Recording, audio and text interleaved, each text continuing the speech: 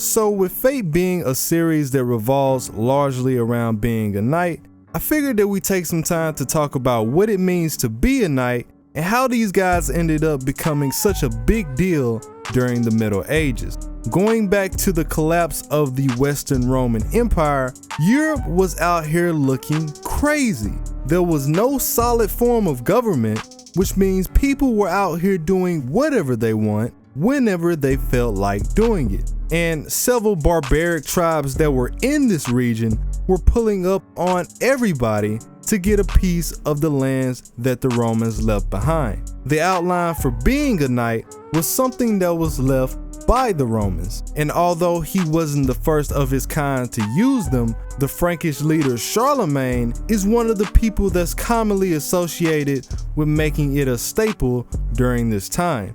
Back when it first started, being a knight only meant that you were an armored soldier on horseback, which was a pretty big deal considering that armor was extremely costly and not a lot of people just had this laying around. Men that could get their hands on some equipment were hired by kings and nobles and sent out on their behalf to protect the kingdom and its people. In return, these same men would be allowed to rent out a piece of the conquered territories whenever the enemy was defeated. So, how does one become a knight? Well, around the age of 7, you were sent off to a castle to live with the king or someone of noble status. Here you would begin your journey learning the things associated with being a knight. You would run errands, you would clean the chambers, you would fluff the pillows of your lord, because all these things have something to do with being in battle. But not really. Considering the fact that you were too young to do anything else, you'd be stuck doing the minor tasks to get a sense of responsibility. You dip off into the importance of religion and music, and as you got older, you would receive a wooden sword, a wooden shield, plus a lance, and train on horseback to get an idea of your near future. At the age of 14, a page would take an oath upon a sacred sword and become a squire. You would continue to learn about horsemanship and combat since they were key elements to being on the field. Now, as a squire, you were seen more as an apprentice who was ready to go into battle. It was now time to prove yourself, whether you were ready or not. You would be assigned to a knight specifically, following them into battle and giving them aid whenever it was required. When it came to being social, it was expected that a squire knew how to handle himself in conversation, how to conduct yourself when you're around others, and hopefully not embarrass all the people that's around you. This went hand in hand with chivalry. See, the grind to become a knight was a fierce one, and some of these squires never ended up being knighted. In fact, a lot of them were still squires at 30 years old. It's like, goddamn, bruh, just give up. But since a lot of people were out in the field trying to show off to get some recognition, there had to be some boundaries. So the knights would follow chivalry, an unwritten set of ethics to keep the knight respectable instead of them running rampant and killing everybody. This included things such as praising God, showing respect to the women, as we saw from Saber in Fate Zero, being honest, and of course, being brave at all times. Around the time that they introduced this code, knights started to be held at a higher stature.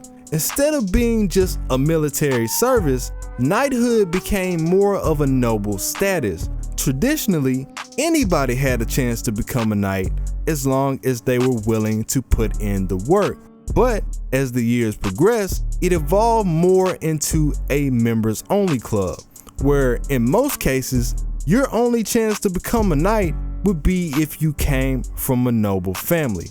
Once you received enough recognition as a squire, you would go through a ceremony known as the accolade. Here, you were officially given the honorific Sir as a part of your name, and you were inducted into knighthood. The process was usually done by placing the flat side of the sword on both shoulders, and having your lord commend you for your efforts. After that, you would spend time serving your superior either on the field or in his quarters. Knights made majority of their bread taxing the people who lived within the confines of their land. People such as farmers who couldn't afford to be a knight, nor did they have the capacity to do so. The knights would then put this money back into buying horses, equipment, and other resources. If this didn't work out, then they would go back to the basics, which meant robbing nearby villages or holding captured enemies for ransom.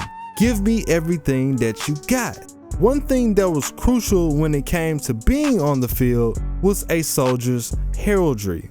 This was the symbolic designs found on the shields and surcoats of a knight, which signified their identity and their lineage.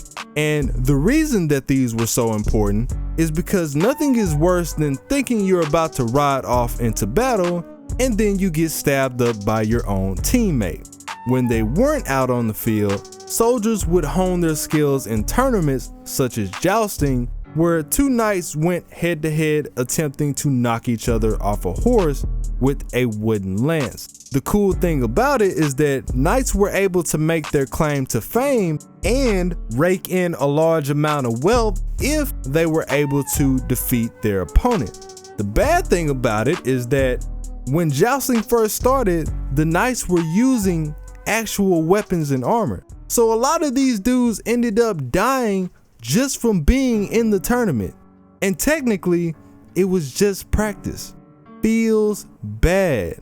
Last but not least, we have the emergence of the Crusades. Back when the Eastern Roman Empire started to take a dive in their affairs, the Pope issued an order saying, hey, I'm gonna need you guys to go take back the Holy Lands, or more specifically, the region of Palestine, which previously had been taken over by the Muslims. It was supposed to be the only mission. However, with the Pope's influence and the spread of Christianity, several crusades started to erupt from the situation and were fought on the grounds of God is right, you're wrong, so unfortunately, you all have to die. No hard feelings. And a bunch of organizations such as the Knights Templar also came to the forefront for that very reason. But yeah, there are a lot of things to get into. The medieval era has always fascinated me for some reason. I have no idea why. It's not like I want to be out there, but it's always been a cool thing to see from the outside looking in. And this is just one of the many topics I've been meaning to dial in on for quite some time. That about wraps it up. If you enjoyed the video, please like it up so we can get this trending. Feel free to add information as you see fit, and let me know what you guys think about it. It's your boy Tsiah. I'm out.